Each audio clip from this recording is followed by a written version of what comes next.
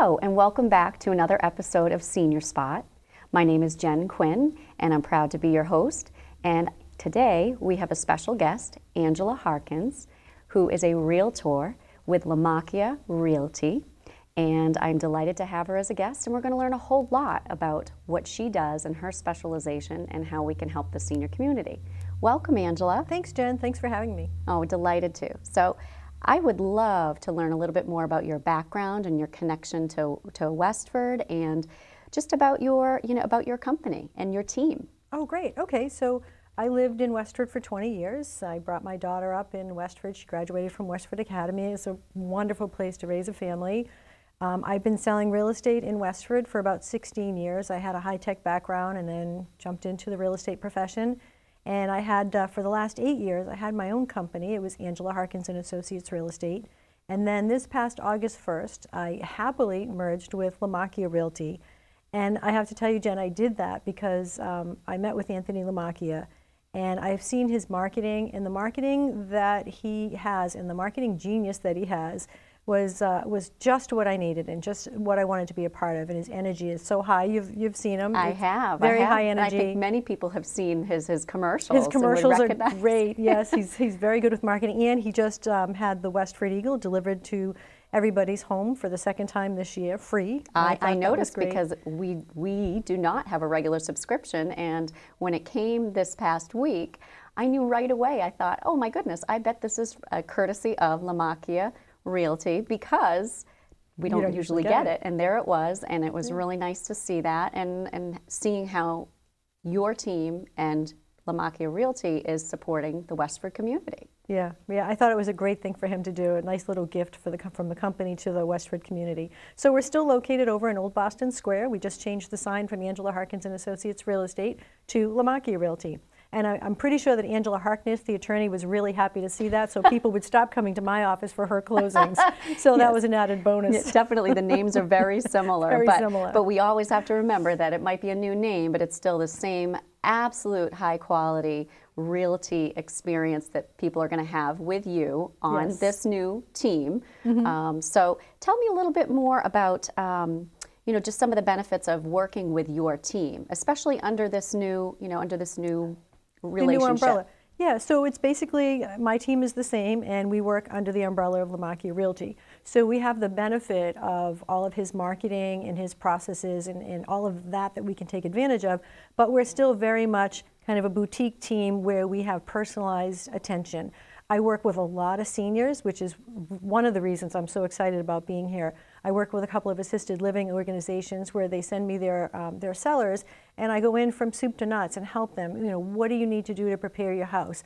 How little can we do to get you the most benefit and the best value for your property? Because that's what they need. Most people are taking whatever equity they have out of their house and they're using it to live at these assisted livings. So I'm very passionate about helping the seniors through that process, and I think that's why the assisted living communities do give me that business, because they know that I'm very careful and I'm very gentle and I'm very diplomatic, but we also have massive resources to be able to come in and help these people get to where they need to be. Good, great, and that's precisely why I asked you, Angela, to be here today as our guest, because we want to better understand how to help seniors in the community to be able to prepare their homes for the market, no matter where they're headed. I think it's really important for people to have certain tips, and you're just the person that I wanted to be able to help deliver that to the community. So with that in mind, can you share a little bit more about what a seller can expect when they're preparing their home for a sale? Yeah, I would love to. First of all, it can be very daunting and very overwhelming. It sure can. Yeah, sometimes you're downsizing from a very large house into a much smaller, more manageable situation. Sometimes it's maybe not so big, but you've lived there for 35, 40 years, and you've collected things. Absolutely. So you have your Hummels, or you have, your collection of elephants, or you have this grand library of books, or you have one or two pianos. And those are the types of things that you may not want to bring with you. Maybe some of it, maybe parts of it, but not all of it. So the first part is basically figuring out what you're going to want to bring with you and what things you're going to want to start to find homes for. And that can be, not only is it logistically complicated and complex, but emotional too. It Working is. with some of our clients, I know that, that is a lifetime of memories and trying to figure out. So what do you do to be able to assist them in that manner? So, you know, basically they should make a list of what they have, or at least go around and start to think, well, this piece is going to fit in my new space, this piece might not. But my daughter has been asking, geez, Mom, someday can I have? So think about, now, you know, and even if you're a year away or 2 years away from making the move, start thinking about it now, because you want to make sure you have enough time to identify who you want to have the things that you're not going to be able to take with you or that you don't want to take with you, where they're going to go and how they're going to get them. I like that idea a lot, and I think partially because having gone through it personally and then also professionally with, you know, with ComForCare, is that, you know, after the fact there can be a lot of disputes, and I think that people really enjoy to be able to give things to others and actually see them enjoy it during their lifetime. So that's a real gift to be able to do that, not only to themselves, but to the family members as well. Right, and you know how busy families are these days. You can't just call them 2 weeks before you have to have something removed and say, hey, can you come pick up that piano that you want? Right. They need time to process it, to schedule it into their life, to hire a truck, to hire a mover and come get it. It's a process. So it takes time. So that's the first thing in the process. Find out what you're going to keep and what you don't want to keep. And then if you don't want to keep it, and if a family member doesn't want it, who does? Okay. We have resources that we can provide that have a plethora of people that you can donate to. Great. So I love that idea. Me too. Repurpose, donate, just don't throw it out. Because you know, you bought it for a reason, you have it for a reason, and you want somebody else to enjoy it. If it's not a family member, then at least somebody else that can. It makes people feel really good, and you're more, it's easier to move things along if you know that it's going to be appreciated and it's going to live on. Right. Which is great. So, you know, I'm just thinking about, you know, all the different work in the process. So getting things ready, doing all of those, you know, different things and planning. I mean, if we all planned, we'd all be in a great place. Not everybody is proactive in being able to plan things. Right. So I know that you have, you know, top sorts of tips in terms of, you know, what to do. Right. So what would you say were your 5 top things that would help people in the process of making a change and selling a home? Okay. Well, I think the first thing I do is when I walk into a home, I kind of assess it in my own mind and think about, you know, I can see how it would look if it was, you know, decluttered, depersonalized. I can see it the way that the buyers would see it. And you can't do that. You can't be objective if you live there. This is true. The first thing I do is I kind of go outside with my sellers and I say, okay, let's walk through the house from the sidewalk and see, do it with our buyer's eyes on. Let's see what they would see. And the first thing we do is we walk up to the front door, because most of the time, as you know, we get in our car, we come into the garage, or we go in the back door. We don't usually use our front door. That's a good point. I would not have thought of that. The buyers are going to use the front door. And they're going to stop at the front door because the realtor is going to be taking the key out of the lockbox. So while they're doing that, the buyers have, you know, a minute or two to kind of assess what things look like. Sure. When they're coming up the sidewalk, they're going to notice if there's a dead plant. They're going to notice if the steps need to be painted. They're going to notice if there's a piece of rotted wood. They're going to notice all those spider webs that are hovering around the doorway that you never use. Right. So the first step is to make sure that that area is completely perfect. Doesn't have to cost a lot of money. I have a lot of seniors say to me, well, I don't want to spend a lot of money. I want to get the most equity.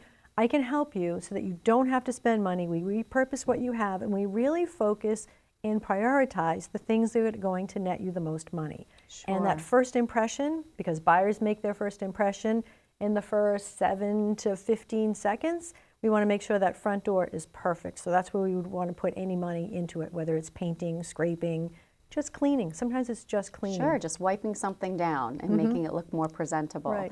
I mean, first impressions are very lasting, that is for sure. And then the next thing we do is we open the door. And buying is a very emotional process. So people look, they hear, they smell. So we want to figure out, is there any odor? Oh, yes. Because you and I both know when we walk into our own house, it smells great, right? Yeah, except Not for when always. you're cooking things like broccoli and then you leave the house and come back. But yes, for the most part. But we get immune to our own smells. This is true. So we want to, do you have a pet? If you have a pet, you have a cat. When you're on the market, you have to clean the litter box every single day, and definitely right before showing. Oh, yes. Because pet odors can be very offensive to buyers, especially if they don't have a pet, because it's a new smell to them. The same thing what you said, cooking. You know, you don't want to cook fish 2 hours before you have a showing. Right. Maybe even not the same day. Right. And if you do cook the night before, you want to make sure that you take the trash and take it outside because the trash will linger with the smell of the fish or whatever it is, onions, broccoli, whatever you said. The other types of things is, so we talked about trash, we talked about pets, we talked about just general odors. But you want to be careful is you get rid of the odor, but you don't want to cover it up. A lot of you don't want to overdo it with the Glade spray and all of those things that we used to be So many used. times when I'm showing properties, I walk in and I see plug-ins in every single room, and they're competing against one another. And it becomes, sometimes my eyes water. And the buyers, they just want to leave. They don't even want to go through the house. It's like too much perfume or too much cologne is just especially overbearing. If it's floral. Floral's probably not the scent you want to use. There's too many allergies as well. Oh. So then you want to appeal to kind of their other senses, their sense of smell, their sense of coziness, hominess. So you want to have cinnamon or vanilla or apple pie. And you don't have to be cooking. I know some of the HGTV shows say, oh, cook cookies or make bread. Yeah, Nobody has them time right to do beforehand. that. Yeah. Sure. So instead, you could get one plug-in, don't get 5. Or you could get, the diffusers where they have a little bit of liquid in a vase and they have the wood sticks coming out. That works really well. There's all kinds of things that you can do. What you don't want to do, though, is keep a candle burning while you're not home. Oh, so that would be good advice. If you're going to use a candle kind of as a fragrance type item, you want to make sure before you leave the house, put the cover on and put the fire out. Because you never want to leave a candle going when you're not home because you don't know what if the buyers don't show up and the candle's burning for 2 hours. What if they have small children and they come in, they touch it, they spill it, something. So candles are great and they do smell fabulous, but just don't leave them burning when you're not home. And be when you're home. In the exactly, house. when you're home. So odors is a big deal. The other thing we talk about, and I'm sure that people hear about just from watching home garden TV, is the personalization. Okay. We all love to have our family pictures around. Oh, I am a big offender of that. If I were to show my house right now, we would need to pretty much take down most anything from any wall. And you just hit the nail on the head. When you live in a house, it's one way. When you sell it, it's another way. Okay. You don't live in the house the way that you would sell it. The same with me. If I wasn't selling my house, which I'm not right now, I would have personal photos everywhere. My refrigerator used to be plastered with them. The kids would come over and they would be, how many pictures of me do you have versus how many pictures of her do you have? And it was a big joke. But when I went to sell my house, no personal photos. Because the buyers want to be able to come in and start getting comfortable. And picturing themselves there. Picturing themselves there. They want to be able to just think about if my things were here and if there's too many personal items of somebody else's, they just can't necessarily get by that. Right. There was a study done by the National Association of Realtors that said 10% of buyers can see past those items. Right. I think it's very rare, and it could even be something that a property next door isn't visually appealing, and whether or not that's going to stay there or whether or not they can see a remodel. You're right. I think that very few people have that vision. Right. It's 90% that can't see past it. So you don't want to appeal to the 90%. So you do want to depersonalize. You want to put away all your collectibles. I mean, you've spent years collecting items that mean a lot to you, and it feels good to have them around you. But again, you want to start packing them. I call it pre-packing. Okay. You're going to have to pack anyway. Why do it in a 2-week stretch when you can do it over the course of a year? Sure. Start to identify things that you don't use all the time. That collection of books, pack them away, put them in the garage or the basement. Okay. You don't even necessarily have to get a pod and have it outside forever. Just put it in the 2 spaces that don't have as much value as the first and second floors. Interesting. So basement and garage are great places to pack things neatly and stuff to store them. I think the key word that you use there is neatly. So you can have things that are stored, but if it's neat, that makes all the difference in the world. Right.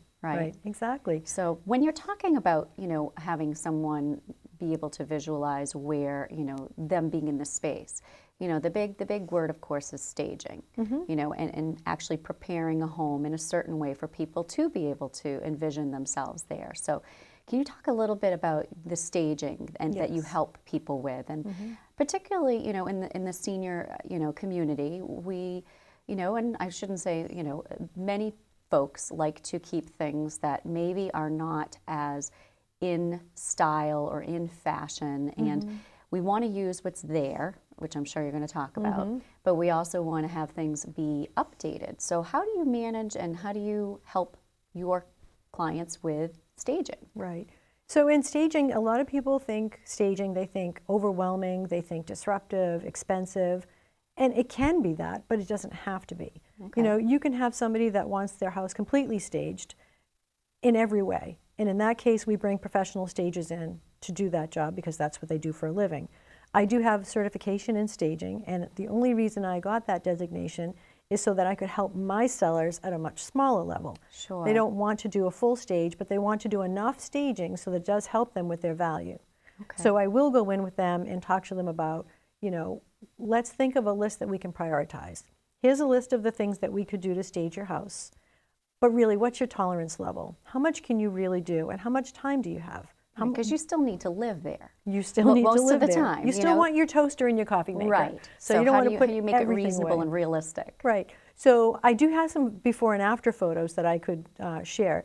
They're amazing. You walk into a house and you look at it as if you're the seller, and what you see is completely different from what the buyer sees. So the seller walks into their kitchen and they see that, it looks neat and clean and everything's kind of put away. The buyer walks in and they see what it really looks like, which is you have everything on the countertop and you have your stack of papers and you have your dish towel on the hanging from the oven door. And although that's great for when you're living there, it's very distracting. Okay. And a great way to really see that is to take your own camera, whether it's your iPad, your iPhone, or just a camera, or have somebody else do it for you.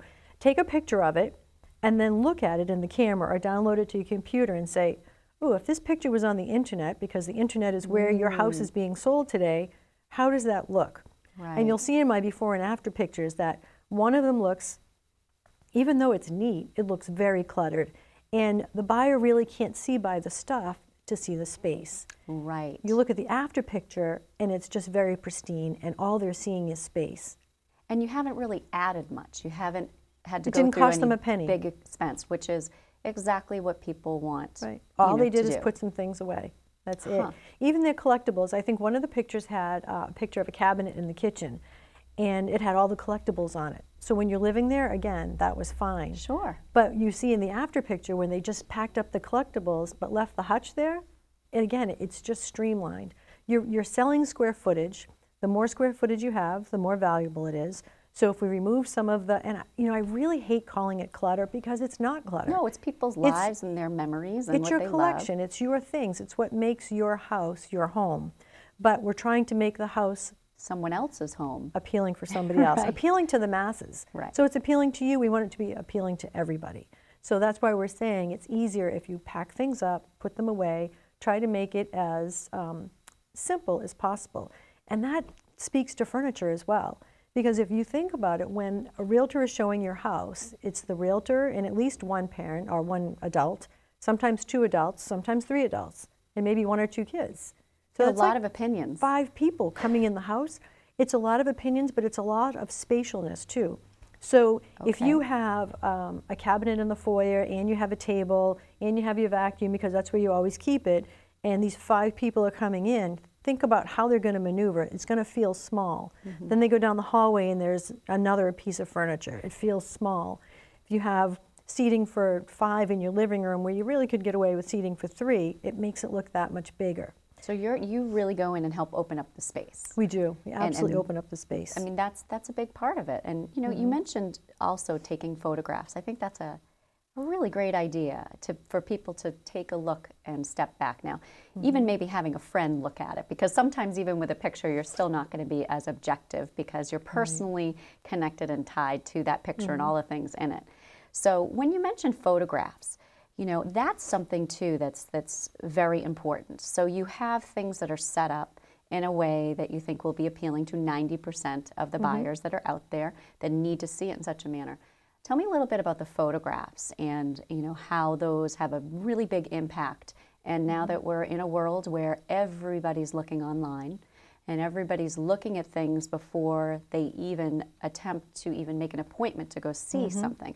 So tell us a little bit about what you do with the photographs and how you can really make those work for the seller. Okay, thanks. Yeah, the photographs are so important because, as you said, the buyers are shopping online and they're going to pick 3, 4, 5 houses that they see that they think could be a possibility. And if your house is cluttered and it doesn't look right in the pictures or the picture is too dark, they're just going to swipe it away and go to the next one. So we make sure that it really looks good online because that's where the marketing begins. We take professional photographs, always. We make sure the lighting is right.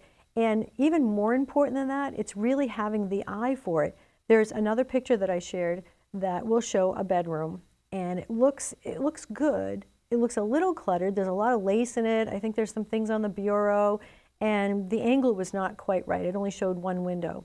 So I retook the photograph showing both windows. We cleared off the 2 bureaus. We just took one of the coverlets off the bed, and it is amazing how different that second photograph looks. And the sellers sometimes say to me, but that doesn't really make a difference. You only moved like 4 things. Right, but when you look at the pictures and they see it side by side, they said, we would have never believed you. Mm-hmm. My own dad did it. When I sold his house, he kept saying, I don't know about this staging. I don't believe any of that.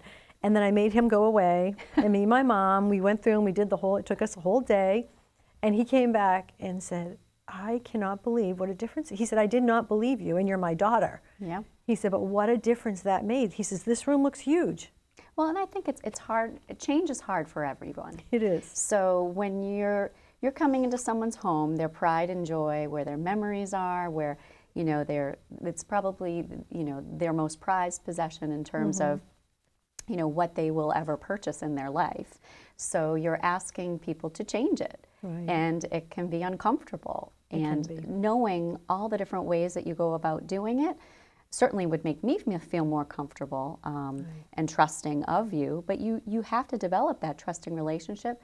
Like you said, even your own father questioned you. But then again, sometimes families give you a harder time anyways.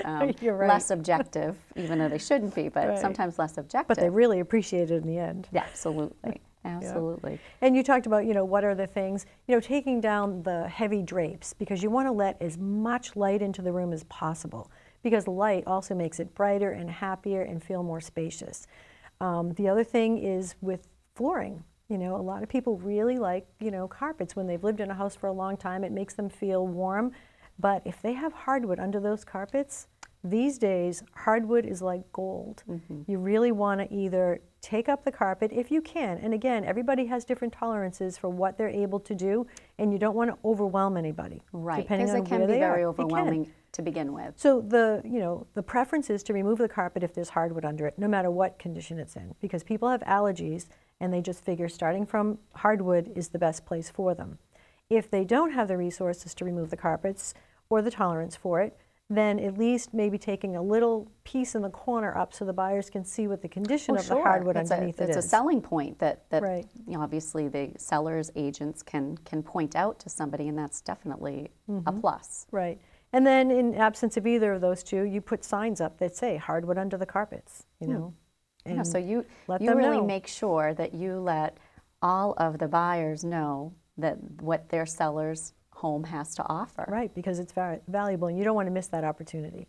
So light is important, hardwood if you have it, the odors. Oh, we didn't speak to maintenance. Oh, yes. Maintenance is so important. It's the little things too, because buyers are always looking around to think, what do I have to do? How well has it been maintained? You know, what's the condition? So condition also, is key. Maybe even looking for an angle of how can I get the price down and what can I pinpoint. I'm sure that's a big part of it too. Right, that is definitely. So you want to go around, if there's discolored caulking, that would be a quick and dirty thing to fix. That would help the value and make it look shiny and new. And that's something a handyman could do for you. Changing light bulbs to a higher voltage, or higher wattage, sorry, so that it's brighter for people when they're coming in. I think dripping faucets speaks to maintenance. A lot of the times, you know, as homeowners, we just live with it for, you know, we live with it. It was like drip, drip, drip. Yeah, we don't even see it anymore. As soon as a buyer walks in, they go, oh, the faucet's leaking. I wonder if there's mold under the kitchen counter. I mean, that's the first thing they think of. Sure. So you want to take care of those little things. And, you know, we were talking about, I think we were talking about odors. And the one thing we didn't talk about is smoking. Oh, right. You know, there's still a lot of people that smoke. And you know what? It's your house. You do what you want. But when you're getting ready to go on the market, I think that is the #1 complaint that buyers have is odors, and above that, smoking comes first, and then the pet odors. Okay. But you spoke to something. You said the buyers start taking money off. Yes. And they do, especially for that. So picture this. A buyer never comes in and says, oh, to paint that wall, it's going to cost me $200. They say, oh, to paint this room, it's going to cost me $1,500. Right. That's how their mind works. Sure. So you're a smoker, you smoke in the house, you're selling your house. The buyers are going to come in, they're going to say all the carpets need to be replaced, all the walls and the woodwork need to be painted, and all the ceilings need to be painted. So they're going to say, oh, carpets, $10,000. Oh, walls, $10,000. Ceilings, $5,000. I hear it all the time. I would imagine that's $25,000.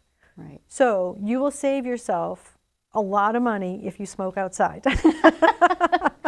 You know, have somebody come in, clean the walls, you know, maybe paint the ceilings yourself, or at least clean the walls, and have a professional come in and steam the carpets, and then smoke outside if you want to save money. Right. Well, I think the more that you spend up front, you're going to save a lot more than what you might have to give up in the price that's finally negotiated. Absolutely. If someone were to really have a serious issue with, you know, smoking and it comes, you know, and it goes back to allergies too. People have so many allergies these days. Right. So that's what you're working towards. Great. These are really helpful tips that I think our senior community would really relate to. And I think one thing that I wanted to make mention of is that, you know, knowing Angela and knowing her connection to your connection to Westford, that I really want to stress that trust is a big piece of it. I know with our company, you know, a lot of the resources and references, referrals that we give out for someone that might need an attorney, someone that might need to have some help with some financial things that we certainly can't help with.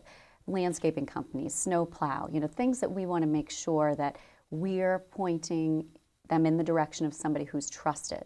And I know your motto has always been trusted, your trusted name in real estate. Right. And I really want to stress that having you be someone who's been in the community here, I know firsthand that you care very much for folks.